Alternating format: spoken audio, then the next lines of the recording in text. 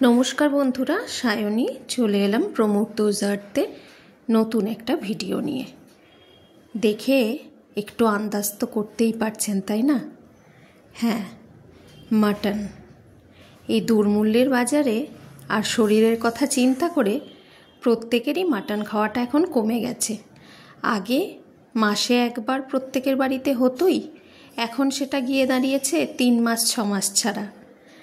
আজকে চলুন বাড়িতে তৈরি পাতলা করে মাটনের যে ঝোল আলু দিয়ে সেটা দেখে নিই। খুব পাতলাও না, আবার খুব গাঢ়ও না, মিডিয়াম, যাতে করে ডিনার এবং লাঞ্চ দুটোতেই ভালোভাবে চলে যায়, দুপুরবেলা খাওয়াটা জমে যায়।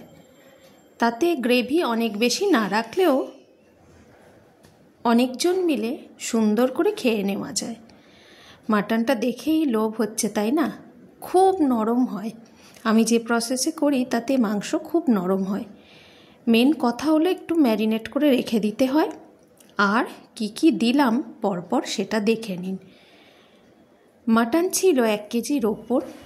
আমি পেঁয়াজ বড় সাইজের 4টে কুচিয়ে নিয়েছি। 3টে পেঁয়াজ হালকা পেস্ট করে নিয়েছি। আর আগের ভিডিওগুলো দেখে নিশ্চয়ই বুঝেই গেছেন রসুন আমরা কম খাই। মোটামুটি 10-12টা রসুন হালকা ঠুকে নিলাম হামালদিস্তি করে। গরম তেলের মধ্যে চিনি দিলাম, তাতে কালারটা ভালো আসে। ওই দিন কাশ্মীরি লঙ্কার গুঁড়ো ছিল না।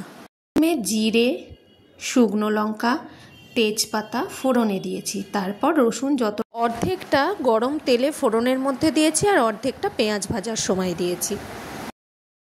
তারপর পেঁয়াজ ভেজে মাংসটা আগে থেকে যে ম্যারিনেট করা ছিল, টমেটোর পেস্ট, বড় সাইজের টমেটো দিয়েছি একটা, আদা, পেঁয়াজ বাটা সব কিছু দিয়ে যে ম্যারিনেট করা ছিল, জিরে, ধনেটা দিইনি, নুন, লবণ, কাশ্মীরি লঙ্কার গুঁড়ো ছিল না, এমনি লঙ্কার গুঁড়ো দিয়েছি। দিয়ে ম্যারিনেট করায় রাখা মাংসটাকে বসিয়ে দিলাম। পেঁয়াজগুলো লাল লাল করে ভাজা হলে তারপর পুরো মাংসটাকে দিয়ে দিলাম।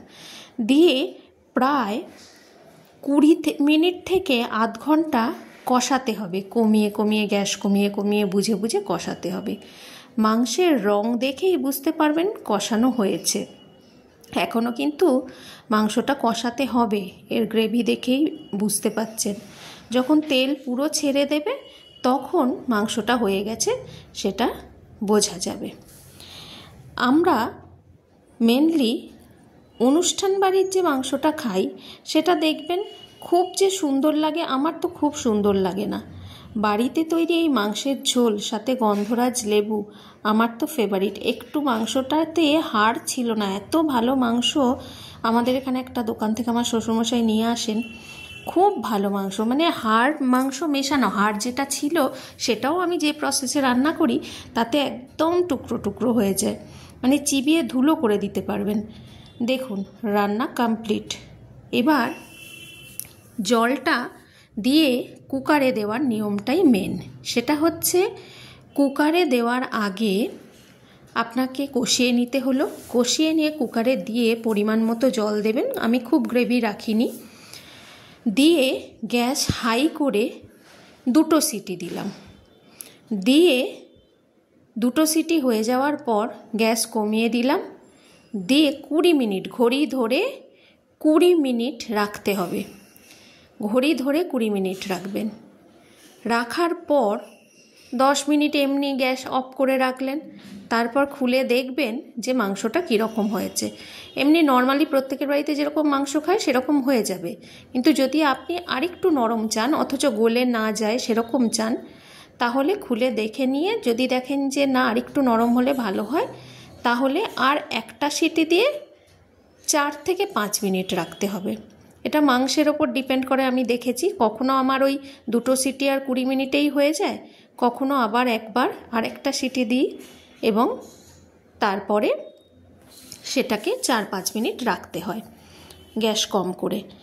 আমি বিয়ের আগে দেখতাম মা মাংস করতো 10টা 15টা সিটি দিচ্ছে, সিটি পড়ছে তো পড়ছে, পড়ছে তো পড়ছে। আমার তখন মনে হতো যে গ্রেভিগুলো বেরিয়ে যাচ্ছে, কিছু অসুবিধে হয় কি না কে জানে। কিন্তু এই প্রসেসটা আমি আমার শাশুড়ি মার থেকে শিখেছি। এবং মায়ের সময়ও যে মা রান্না করতো তাতেও মাংস সিদ্ধ হয়ে যেত, কিন্তু আমার মনে হতো ওটা যে গ্রেভিটা বোধহয় নষ্ট হচ্ছে। আর এখন দেখি যে পুরো সুসিদ্ধ হয়ে যাচ্ছে এবং কোনো টেনশন নেই হবে কি হবে না এরকম একটা টেনশন, আমি জানি শিওর হয়ে যাবে। এই প্রসেসে একবার করে দেখুন আপনারা কেমন লাগে। যারা ধনেপাতা খেতে ভালোবাসেন তারা ধনেপাতা অ্যাড করতে পারেন। আর আমি যেহেতু গোটা গরম মশলা আগেই ফোড়নে দিয়ে দিয়েছিলাম, তাই নতুন করে আর গরম মশলা দিলাম না। আর ধনেপাতা আমাদের বাড়িতে খায় না, এর আগে শুনেছেন নিশ্চয়ই। আর যদি আপনারা মনে করেন পেঁপে দেবেন, পেঁপে দিতে পারেন, বাচ্চা খেলে গাজরও অ্যাড করতে পারেন। পেঁপে দিলে খুব তাড়াতাড়ি সিদ্ধ হয় শুনেছি, যেহেতু কুকারে দেবো তাই আমার ওইটা দরকার ছিল না, কিন্তু অনেকে তো হাঁড়িতে বা কড়াইয়ে করে থাকেন রান্নাটা, তখন পেঁপে দিতে পারেন। আপনারা কীরম প্রসেসে এই রান্নাটা করেন সেটা আমাকে জানাবেন।